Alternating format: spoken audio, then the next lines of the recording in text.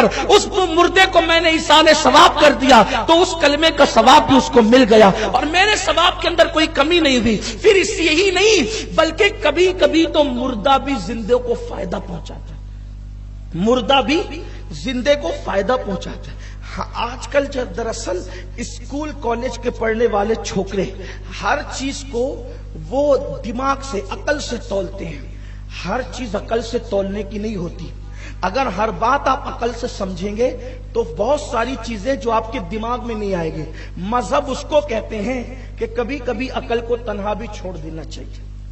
مذہب اس کو دیکھو، ایک مثال آپ کو بتا دوں، آپ اسلام کی بہت ساری باتیں عقل کے ترازو پہ تولو گے تو آپ کو سمجھ میں نہیں آئے گی، لیکن انکار کرو گے تو کافر ہو جاؤ گے۔ جیسے یہ آپ کا کون سا محلہ ہے جی؟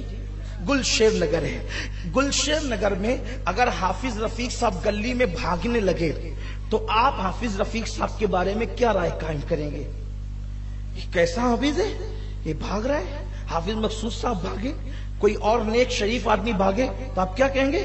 کیسا آدمی، غیر سنجیدہ آدمی، غیر شریف آدمی، جس کو بھاگنا زیب دیتا ہے، عالم ہے، حافظ ہے، امام ہے، ٹھیک ہے نا؟ اس کا مطلب شریف آدمی کا بھاگنا آپ کے نزدیک کیا ہے؟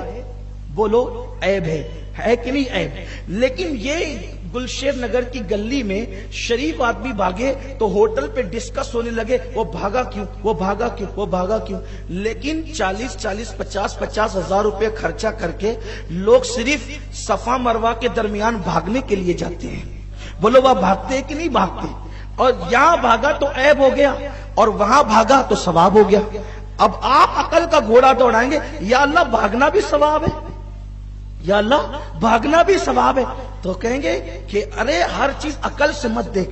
مذہب تیرے امتحان لیتا ہے کہ تو ہر جگہ عقل کا استعمال کرتا ہے یا کہیں تو یہ کہتا ہے کہ عقل کو میں پیروں تلے کچلتا ہوں، عقل کچھ نہیں ہے، اللہ نے جو حکم دیا ہے اس کے آگے میں سر تسلیم خم کرتا ہوں۔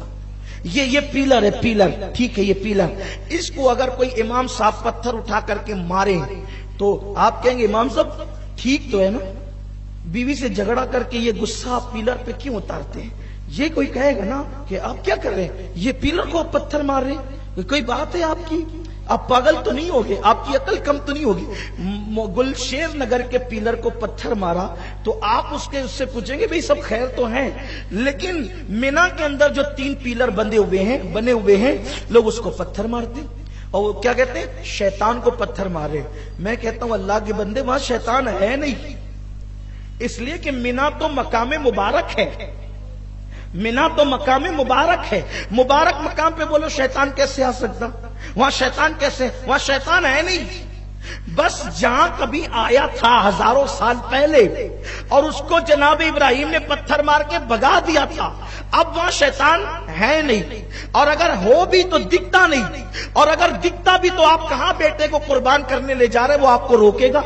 وہاں روکا تھا، ہزاروں سال پہلے روکا تھا، بھگانے والے نے بھگایا تھا، مارنے والے نے مارا تھا، اب کیوں مارتے ہو؟ تو اللہ کا قانون یہ بتاتا ہے مروہ اس لیے رہا ہوں کہ میں تیری عقل کا امتحان لے رہا ہوں کہ تو عقل کو ترجیح دیتا ہے کہ مذہب کو ترجیح دیتا ہے۔ بات سمجھ میں آئی؟ تو اس لیے بہت زیادہ عقل مند مت بنو مذہب کے معاملے میں۔ اللہ کا جو حکم ہے، رسول اللہ کا جو حکم ہے، بزرگوں کا جو طریقہ ہے اس کو اختیار کرو، اس کو مانو۔ تو اب انسان یہ کہتا ہے کہ بھئی مردہ کوئی فائدہ نہیں دے سکتا، اس کی روح نکل گئی۔ دیکھو اب دھیان سے سنو، میں اپنی گفتگو تیزی سے آگے بڑھاؤں کیونکہ ٹائم کم ہے اور عنوانات بہت زیادہ دیے گئے ہیں۔ اب انسان سوچتا ہے بھئی اس کی تو روح نکل گئی، وہ ہل بھی نہیں سکتا، ناک پر سے مکھی بھی نہیں ہٹا سکتا، وہ ہمیں کیسے فائدہ پہنچا سکتا ہے؟ تو میں آپ کو بتاتا ہوں، دیکھو مردہ کیسے فائدہ پہنچاتا ہے، توجہ آپ کی، مردہ کیسے فائدہ پہنچاتا ہے۔ جیسی پتہ چلا مٹی دینے چلو بھائیو فلاں صاحب کا انتقال ہو گیا تو جتنے لوگوں نے وہ پکارا سنا، کیا کہتے پتہ ہے؟ انا للہ و انا الیہ راجعون۔ بولو کہتے کہ نہیں کہتے؟ کیا کہتے ہیں؟ آپ نے کیا پڑھا؟ قرآن کی آیت پڑھی، قرآن کی آیت کا ایک حرف پڑھا تو کتنی نیکی ملی؟ 10 نیکی۔ حضور فرماتے ہیں میں نہیں کہتا کہ الف لام میم ایک حرف ہے، الف ایک حرف ہے، لام ایک حرف ہے، میم ایک حرف ہے، ٹھیک ہے، اور بلکہ صوفیہ فرماتے ہیں الف لکھا جاتا ہے تو الف لام اور فے دو تینوں کا مل کے ہوتا ہے، تو اب گویا جس نے الف پڑھا صرف تو اس کو بھی 30 نیکی ملتی ہے، یعنی جتنے حروف بتائیے اتنی نیکی ملتی ہے۔ تو آپ نے آیت کب پڑھی؟ बारात जाते हुए देख के पड़ी? बोलिए नहीं। मौलाना को जाते हुए देख के पड़ी? नहीं। लीडर को जाते हुए देख के पड़ी? नहीं। पुकारा सुना कि फलां मर गया तो आपने क्या पढ़ी? इन्ना लिल्लाह। अब इन्ना लिल्लाह जो आयत पढ़ी, वो आयत पढ़ने का सवाब आपको मिला कि नहीं मिला? बोलो जरिया कौन बना? कौन जरिया बना? मुर्दा। तो मुर्दे ने आपको फायदा पहुंचाया कि नहीं पहुंचाया? कि आप वो मरा और उसने आपको आयत पढ़वाई, तो मुर्दा आयत पढ़ने का जरिया बना कि नहीं बना? मुर्दा आयत पढ़ने का जरिया, तो मुर्दे ने फायदा पहुंचाया कि नहीं पहुंचाया? ये एक फायदा। उसके बाद बगैर वजू के ऐसे ही पड़ा हुआ था, बगैर गुसल के पड़ा हुआ था। बीवी ने कहा उठिए जनाजे में जाना है। गुसल किया। बोलो मुर्दे की वजह से गुसल किया कि नहीं? अरे चलो गुसल वाला तो वजू किया कि नहीं? उसके बाद फिर मस्जिद पहुंचा, बल्कि उसके मैयत के घर पे पहुंचा। आका फरमाते जितने कदम चलेगा हर कदम पर अल्लाह 1 साल की इबादत का सवाब अता फरमाएगा। बोलो मुर्दे की वजह से फायदा मिला कि नहीं मिला?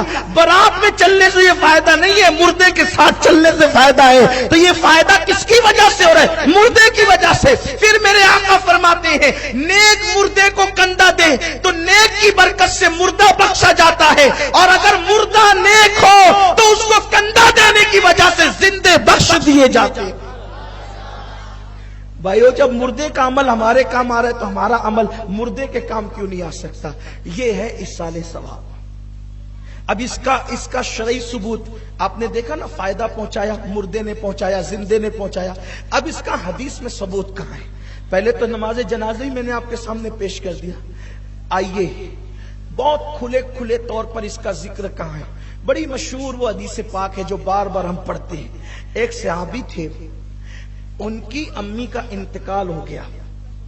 वो बारगाह रिसालत में कहा या रसूल अल्लाह मेरी माँ इंतकाल कर गई। जब मेरी अम्मी जिंदा थी तो मैं उनकी खिदमत करता था, अब मेरी माँ मर गई, इंतकाल कर गई, या रसूल अल्लाह मैं क्या करूं?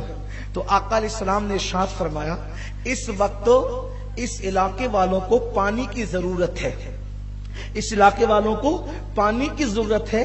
अगर तुम कुआं खुदवा दो अपनी माँ के इसाले सवाब के लिए तो ये तुम्हारी तरफ से तुम्हारी माँ की खिदमत होगी। यानी जीते जी खाना खिलाओ, जीते जी दवा पिलाओ, जीते जी पैर दबाओ, और जब इंतकाल कर जाए तो ऐसी नेकियां करो माँ बाप की तरफ से, रिश्तेदारों की तरफ से, कि कब्र के अंदर वो सुकून और इत्मीनान की नींद सोते रहे और उनको सवाब पहुंचता रहे। तो कहा कि अगर आप कुआं खुदवा देते हो, पानी का इंतजाम करा देते हो, ये तुम्हारी माँ के लिए उसका सवाब मिलता रहेगा। उस सहाबी ने जो है कुआं खुदवाया और अर्ज किया या रसूल अल्लाह सल्लल्लाहु अलैहि वसल्लम आप पहले चले और वो पानी पहले आप ही पिए। सरकार ने बताया कि जितने लोग उससे पानी पिएंगे वो सबका सवाब किसको मिलेगा? तेरी माँ को मिलेगा। तो उन्होंने कहा या रसूल अल्लाह पहले आप चलें, आप पानी पिए। और फिर आका को वो ले गए, हुजूर ने उसका पानी पिया और फरमाया ये कुआं उम्मे साद का है, यानी साद की माँ का है। हुजूर ने क्या फरमाया? साद की माँ का है, यानी इससे जो पानी पिया जाता रहेगा उसका सवाब किसको मिलेगा? इसकी माँ को। ऐसी मस्जिद बना दिया, जब तक नमाजें होती रहेगी जिसके इसाले सवाब के लिए बनाया उसको सवाब मिलता रहेगा। आपने रास्ता दुरुस्त करवा दिया जिसके इसाले सवाब के लिए किया। इसी तरह शरबत पिला दिया, खाना खिला दिया, किसी को कपड़े दे दिए, किसी की मदद कर दी, ये सब इसाले सवाब के जरिए है। अब यहाँ एक खास बात, कुछ लोग जबरदस्ती के मुत्तकी बनते हैं, कहा चलो ठीक है मुर्दों को इसाले सवाब के लिए उनका खाना खिला सकते हैं, मुर्दों की तरफ से खाना खिला सकते हैं, पानी पिला सकते हैं, शरबत पिला सकते हैं, लेकिन उसको मालदार लोग नहीं खा सकते, उसको जो वो सिर्फ गरीब लोग खा सकते, मालदार नहीं खा सकते। मैं आपसे पूछना चाहता हूं अल्लाह के रसूल सल्लल्लाहु अलैहि वसल्लम को माज़अल्लाह गरीब कहना ये जायज नहीं, क्योंकि हुजूर के पास दौलत बहुत थी। कितनी दौलत थी? पूरी कायनात तो उन्हीं की दौलत है।